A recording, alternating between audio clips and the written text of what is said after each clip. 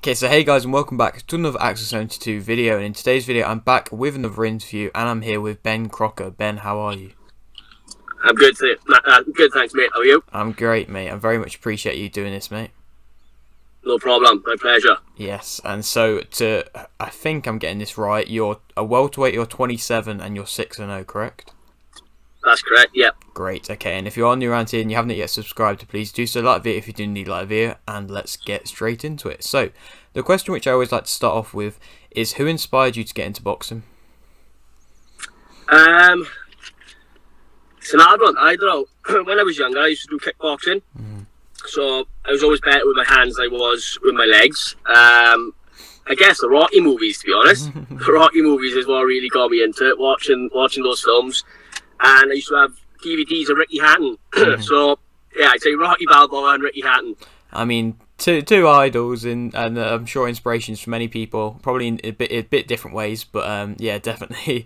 Definitely. Yeah, and so why in general did you get into boxing?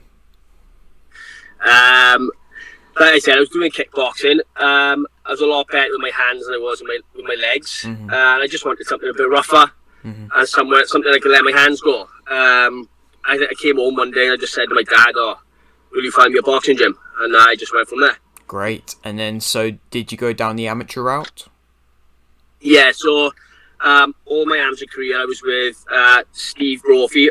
Everyone calls him Spuds, his primary ADC in Swansea. I started when I was 12 and I stayed with him right up until I started going to Gary Lockett's when I was 25. Great. And so you said you started at 12. Do you kind of remember what happened in your first amateur fight? Yeah, I stopped the guy in the second round. I never forget that. Basically, just used the jab for 2 rounds and I stopped him. Fair play, that's impressive. A lot of fighters don't win their first amateur one. Yeah, I'll never forget that. I remember his nose was bloody, stopped him in the second round, I was buzzing. Great, and then did you have a lot of amateur fights or was it just a smaller career? No, I had, I think it was either 75 or 76 amateur fights. I probably lost about 20 of them. I would have had a lot more, but when I was around 22, 23, I suffered a hand injury, so that set me back a few years. Right. I ended up having 2 operations on my hand. I think when my hands were all good to go, I was 25 at the time, I think, right, I'll have one more fight, and then call it a day with the amateurs, time to turn pro. And so you had about 70, 75, which is a good number, and what would you say is your biggest achievement from the amateurs? Winning the British title. So I won the Welsh 4 times, and then I won the British once. Yeah, probably winning the British title is my biggest achievement. Great. So yeah, you spoke a little bit before in the previous answer about how your hand kind of, in a way, made you want to turn pro. Did any other aspects make you want to turn pro when you did? I always wanted to turn pro. Like, the plan was to do it when I was 23. But yeah, it was just my hands letting me down. And then I think, when I got to the age of 25, I was like, it's time to do it now. It's now or never, really. Definitely. And so you've had 6 fights and you're unbeaten at the moment. And what would you say has been your toughest fight so far? I don't know. My last fight, my 6th fight, a lot of people came up to me and said, he's got to be your toughest fight. But I boxed on the Joe Godina undercard. And the guy I boxed on there, I thought he was technically better. It's just the guy I boxed on my last one was tough as nails. He had a tight guard. He had a bit like that Mayweather style, and you could see how Mayweather was so good at doing it because he perfected it. But yeah, it's like between those two, either the matchroom fight or my recent fight just gone. Definitely, and we'll speak more about the matchroom thing in just a moment. But which fight would you say, if not the same fight you just said for the best performance, is also your toughest fight? My best performance fight, was it? So you said is that one what you're saying? Your toughest is your best performance one? I'd say the matchroom one's probably my best performance. Yeah, I was on point on that night. Yeah, that'd be I think that's the best performance. Yeah. So is that also joined in with your toughest performance as well? Yeah, and I just think because I performed so well, people thought that the one on the Swansea one was tougher, but no, I was just on point on that night, and I'd say he's my toughest, and it's the best I performed. Fair enough. And so you've like you said, you were on the Matchroom card. And so, what was it like being on a Matchroom card? There's not many that actually come to Wales, so it must have been a big achievement. Yeah, it was brilliant. Boxing on all the small hole shows when something that big came to Wales. It was like what you see in the films, like what you see in the Rocky movies and the Creed movies when you're doing the press conference, the weigh-in, the open media day, the open workout day. It was just all a bit surreal, but I loved every minute of it. It was great. Great. And so, when do you think you'll be back fighting again? Do you have a date at the moment? It's looking about November. Around about November. I think it's early November. I don't know too much detail yet, but I think it's November. Great. And so you've got this fight around about November time, like you said, and I was wondering, why should people come and watch you? What makes you different to other fighters? I box the way I box. People like to see the way I box, and it's not just that; it's the crowd I bring as well. So it's the night out as well. So as well as the display of boxing I put on, it's the actual night that the fans bring. It's always a good night.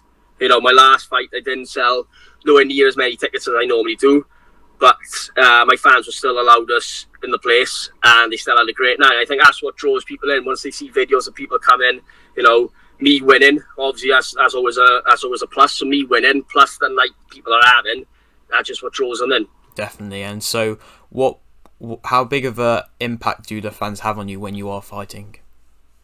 Oh, a lot. Yeah, walking into the ring, and you just hear everyone chanting your name, and you just hear the boys have made a flag, so they got a flag with my face on it, and when they're just waving that, it has a real impact. It gives me that confidence boost. It really does push you. Definitely. And so you're just kind of around about the start of your career at the moment, and I was wondering, how far do you believe you can go? Every boxer gets asked this question. Obviously, everyone's dream is to be world champion. Everyone believes they're going to be world champion. But at the same time, you've got to be realistic. Obviously, everyone's goal that turns pro is to be world champion. But just take it one fight at a time. I definitely think I can get up to a British level. And then if I get the British level, just take one fight as it comes and just go from there.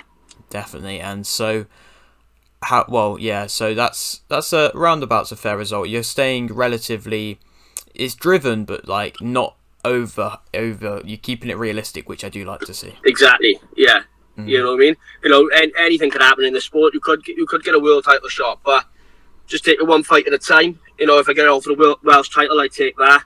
I want to push for bigger things than that. But the aim is to go for a British title shot, and then go from there. And so you've spoke that everybody kind of wants that big world title belt, and I mean the welterweight division has got some good fighters at the moment. And I was wondering, who would you say is active, a dream opponent of yours? Active dream opponent at world level, is it? Well, I couldn't say, to be honest. I've always said before you retired, Amir Khan. I would love to fight Amir Khan. The speed of him. But an active world level, probably Crawford. Yeah. Sharing a ring with him. Yeah, that'd be amazing. That would. Probably Terence Crawford. He's one of my favourites as well. Yeah, he's definitely one of the best, and pound for pound, one of the best as well. Yeah. And if Canelo was still at the weight, Canelo. Definitely. That'd be a dream fight. Yes, definitely. And he's a lot bigger now. Yes, yeah. And so you spoke before about how you're on the Cordina undercard, and just when this is being recorded, I don't know when this is going to be coming out, but just when this is being recorded, the Cordina versus Rakhimov fight has just been announced. How do you think that will go down? I just seen that now, literally as I was pulling up on the run, I checked Instagram and it was there. Kadina's a class act. I think it's another win by Kadina. Probably, well, you never know, because he does hit pretty hard at his weight. I think a lot of people doubted his power before this last fight, and then you've seen it. You know what I mean? I've seen it in the gym when he's sparring boys with that right hand. So yeah, I'd say another Kadina win, and then maybe down the line, who knows, he can get an undisputed fight with Shakur Stevenson. That would be a major fight, Lord. Definitely. And do you think he's going to be one of the leading people with the likes of like a Lauren Price and a Karis Ardenstall, bringing the big fights back to Wales? Oh yeah, definitely. I think with Joe winning that now, it'll definitely bring more fights back to Wales. and with so much Welsh up and coming talent as well to get on the show. And I think we proved that on the last card. I think what it's like on social media. People announce a fight and then people comment, "Oh, who are these? Who's this? Who's that?" Yeah. Awful card. But I think after a few of us boxed on that card, if you type in one of our names on Twitter, it comes up and it shows people were impressed with us. Yeah, definitely. So we've got some up and coming talent, definitely. And so I'll leave it with this final question, which I always like to ask. You've got a little bit of a platform here. Would you like to shout anything out? Yeah, just big shout out always to the people who support me, my friends, my family, my sponsors. To be fair, I got plenty of sponsors. I never really asked for sponsors. I might check it up on a post, but I think that's what gets me so many sponsors. I just, if anyone sponsors me, jump on board. I never personally message people, will you sponsor me? And I'm actually quite surprised how many I got. I think I got 17 on board, and they all help in their own way, whether it's financially or giving me free stuff just to help with training camps. So yeah, massive shout out to my sponsors, massive shout out to my friends and family, and obviously massive shout out to Gary and my team because they put the hard work in as well. Definitely, and thank you very much for doing this interview, mate. No problem. And same again, thanks for everyone who asked to do an interview. It gets me out there as well. Definitely, and I'm sure in a few years when you're fighting for these possible British belts, we can maybe do a return interview. Yeah, definitely. Great. Yep, holding the belt. Yes, okay. Well, if you're new around here though and you haven't yet subscribed, please do so. Like the video if you do indeed like the video, and thanks for watching.